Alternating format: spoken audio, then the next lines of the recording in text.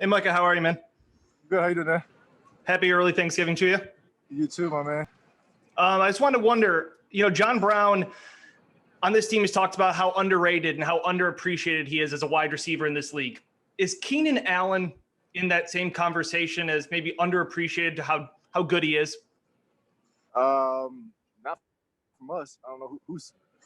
I mean, every time we play him, he goes off. We know what he's capable of doing. I don't really know what you guys are saying as far as if he's one of the best in the league or not, but we definitely feel that way. A couple times I played him, even watching him on film, he be out there cooking people, one of the best route runners in the league. I put him with DA, the Devontae Adams I was with in Green Bay, just them off the line. Seems like it's impossible to get hands on. I think you can kind of get hands on Keenan a little bit better, but he's quick in the route game. Great hands. Just one of the elite receivers in this league. And then looking at records, you guys 7-3, they're 3-7. Do you have to tell yourself not to look at records, or at this point in your career, do you not even think about records when you go into face teams? It's not even about the record. One of my good friends, Casey Hayward's on the Chargers, and I was talking to him a couple weeks ago.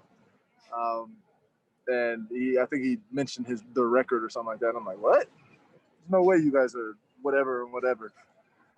It's surprising because they're a very good football team. You watch him on film. Obviously young quarterback, but he's making a lot of plays. Probably going to be offensive rookie of the year. Just the weapons that they have around them is they're very good. So looking at them on film, they definitely don't look like a 3-7 football team. So that means nothing to us.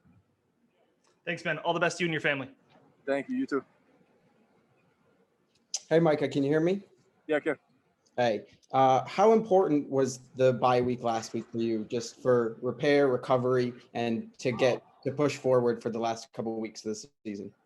It's always good. The bye week can be good or bad. Obviously you can be going into the bye week on a 5-game win streak, come to a bye, and then afterwards it kind of breaks your rhythm. Or it can be the other way around. You're not playing very well, then get out the bye and you start playing well. So I feel like we as a team were playing pretty well. Obviously that was one play away from winning the game down in Arizona or over in Arizona. So it was good to get away for a little bit. Hang out with the family. We can't do much. I couldn't go back to San Diego obviously because COVID and stuff like that. But it was good to get away from football for a few days and just be with the family and get stuff done around the house.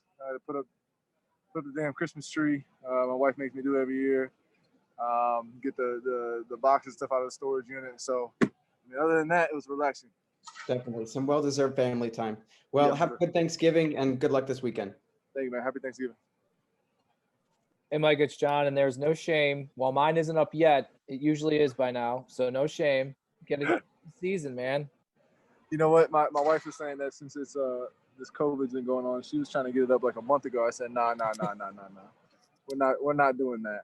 Yeah. Well, hey, to each their own, right? It's at least it's festive. Right. Jordan was talking yesterday about how the two of you actually had conversations earlier in the week regarding the run defense and certain things that maybe Leslie and the defensive staff had pinpointed during their deep dive in the bye week. What did they relay to you, and how have you seen it be worked on the field these first few days of practice? It's just the fundamentals. Stuff as easy as not being blocked, tackling. Just stuff that we talk about to you guys all the time. They put a lot of emphasis in it over the bye week. They really dove in and saw what we need to improve on. So once we got back, we talked about it, and throughout the week, this week, the last couple of days, we got out there practicing, trying to get better at those things. So I don't think it was anything. There was nothing crazy. There was nothing that was impossible to fix. It was just the simple get off blocks and make tackles. Jordan also added that it was nice to almost do the light jog through on Monday to see things on film in the meeting and then see it more clearly on the field. Did you feel the same way about that? Yeah, for sure. I'm a big fan of walkthroughs. I'm a big fan. I feel like obviously you're not running full speed, so you're not killing the body, but you're able to see not in full speed, but you're able to see, the formations and the formation indicators and the alignments and the plays, the routes, the run plays, all types of stuff that offense may run against you. So, I think that was big to get back on the field and see some things for sure. Hey, thanks a lot. Enjoy your turkey under the tree. Thank you, man. Thank you. Happy Thanksgiving. Hey, Micah, Josh Reed here. The happy Thanksgiving. Happy Thanksgiving, man. You got the hey. little boy's first Thanksgiving. Yeah, that's right. Hey, consider yourself lucky, man. My wife's going to make me go chop one down, dude. Oh. Yeah. I don't know. I don't know what she thinks this suit goes in you're a real man. mud and the snow. I don't know about that. Hey, when you watch Justin Herbert on film, and you mentioned him a little bit ago, he really doesn't look much like a rookie. The decisions he makes and the confidence he plays with. What have you seen on film with him?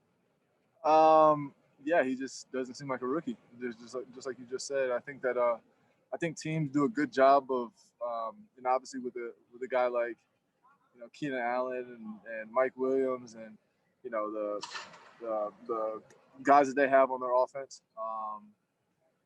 Some teams try to take away Keenan Allen, maybe doubling and stuff like that. And you can tell, he kind of looks to him, but he comes off him right away, which as a young quarterback, that's impressive because a lot of guys kind of stare their guy down. He's reading the field. He's reading, the formations, the defense that the defense are playing against him, and he's able to make, big throws. So definitely not a rookie. He was forced to come in and play some good ball, and he's definitely doing that. There's a chance they get Austin Eckler back this week. Obviously, he's a huge part of their offense when he's been healthy. How tricky is it to prepare for a team when they may or may not have a dynamic running back kind of playmaker like that back, and he hasn't been in their lineup much film in the last 2 months to see on him? That's the NFL. That's the NFL. Week in and week out, there's guys that are limited, doubtful, questionable. It's just you got to prepare as if they're going to have their full team. Obviously, we watched a lot of film to see. Obviously, he played early in the season to see what type of player he is. We played him in the past to know what type of player he is. So, you gotta plan accordingly. But that's the life of an NFL player. You gotta really hone in and expect them to have all their guys and be playing their A game. Have a good Thanksgiving. Thank you, my man. best to the family. Take care. Thank you. Hey, Micah, Matt Fairburn here. Curious what you've seen from Tre'Davious White here as he's sort of transitioned into this phase of his career where he's one of the highest paid players on the team. He was an All-Pro last year. What have you seen from him in year 4? Nothing's changed. He seems like,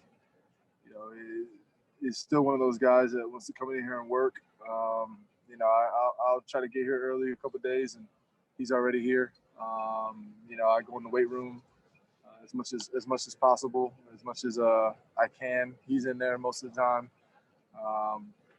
He's always being proactive in the training room, trying to get some extra treatment done, even though he doesn't even really need it.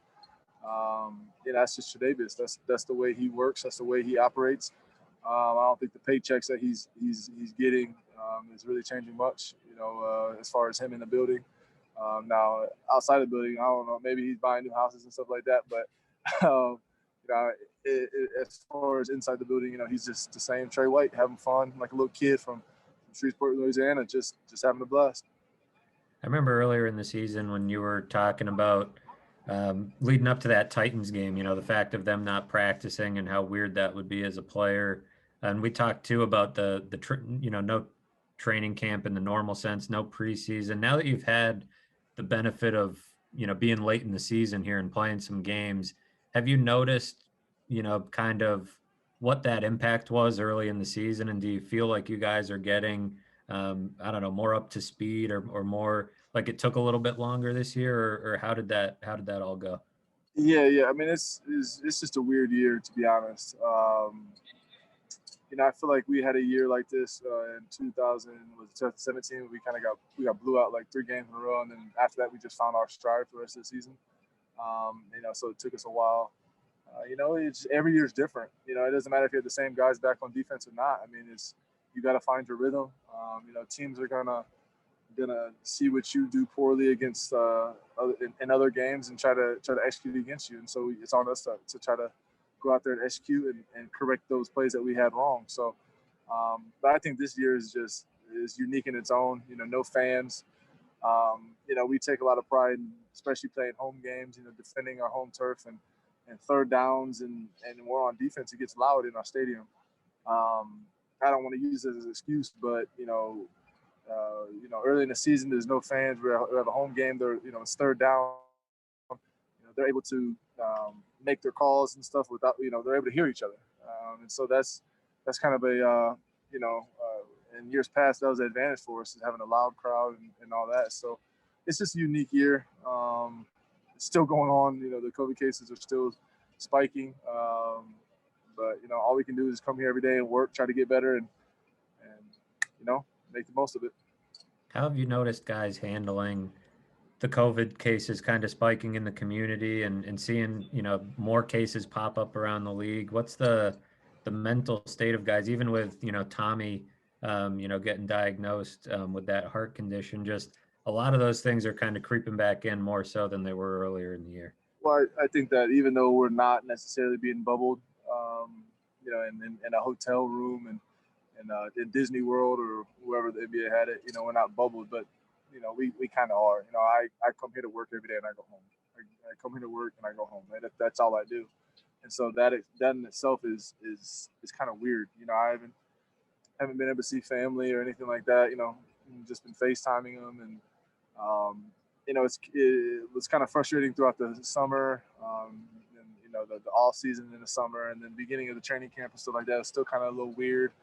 I know my wife is a little more frustrated than I am just because, the family aspect, not being able to see them. But, guys around here are just still, I want to say shocked. It's just like, it is what it is now. You just got to, we're more than halfway through the season. So, just come here every day, talk ball, get tested, and like I said, make the most of it. Thanks, Micah. Have a good Thanksgiving. You too. Thank you. Hey, Micah, it's Sal. Happy Thanksgiving to you, brother. Happy Thanksgiving, brother. And by the way, I got my tree. I just have to There it is. There it is. There it is. Just got it the other night. We just got to decorate it now. That's the only Yeah. Wait. Got a cool little one for the little guy too, for his. There it is. Decorate. I like it. You like that? It. Yeah. No, it'll be fun. You have a kid now. It'll be awesome to have these holidays. I'm gonna steal that from you. There you go. Hey, Dane Jackson, fans really, he's become a fan favorite, I think, quickly for some of the plays he's made on such short notice, being put in the lineup. Really nice play on DeAndre a couple weeks ago. But what have you seen from him? Since the day he walked in the door. I know we've asked you about Cam Lewis. You always say like he doesn't make the same mistake twice. What about Dane? What have you seen from him? No, same thing. To be honest. Take everything I said about Cam and put it on Dane. The thing is with the young guys, it's kind of one of those things that I hope that everybody telling him, how good he's doing doesn't, it doesn't get to him because, I think that he's a young guy and he's playing so well that I don't even think he knows how well he's playing. It's kind of one of those situations. So, but the sky's the limit for him. We love what he's been able to do for us and stepping in. I feel like with our secondary, and I was out of game, banged up a little bit. With Levi and Tre'Davious early in the season, Jano, he stepped in and did an amazing job, just giving our secondary a little life, making some plays. So, now we got the whole tandem back, everybody back, and he's a part of it. He's out practicing hard, and he understands at any given time he could be out there playing. On a team like yours that has such a really good roster and good secondary, you and Jordan and Tre'Davious, it's hard to crack the lineup when you get guys like Jaquan who comes in and Saran, Dane or Cam. What about the mental aspect of, hey, these guys were, they were stars in college. They were the number one guys and have to wait their turn because, hey, you still got to put in the work every day, but it's not like they're walking into a situation where they can step on the field and just be immediate starters. What is that mental aspect like, going back through your athletic career and as a pro? That's the NFL. That's the NFL. You see guys win the Heisman and get to the NFL and it doesn't translate. this league will chew you up and spit you out quick if you don't learn from it, if you don't compete every single day. And that's why I think people don't understand. They may be mad about some people not playing, but you have to go out there every single day and practice well and compete. That's the name of the game. You have to compete every single day. When I'm on that practice field, I have to go out there and I have to compete against the offense, the scout team, whoever, and try to make plays. And early on in my career, I wasn't a first-round pick or anything, but I was fighting to get on the field. I was literally fighting to get on the field. Me and Casey Hayward were splitting reps in Green Bay. You saw Casey leave Green Bay and be an all-pro player. I left Green Bay and became an all-pro player here. That's just the life of the NFL. And I try to relay that message to them that just keep grinding, keep working, keep getting better each and every day. Learn from your mistakes, and one day it'll pay off. Just stick with it. Thanks for your time today. Enjoy Thanksgiving with your family, man. Thank you, man. I appreciate it. Thanks, y'all. Thanks, Micah. You're all set. All right, we'll talk later.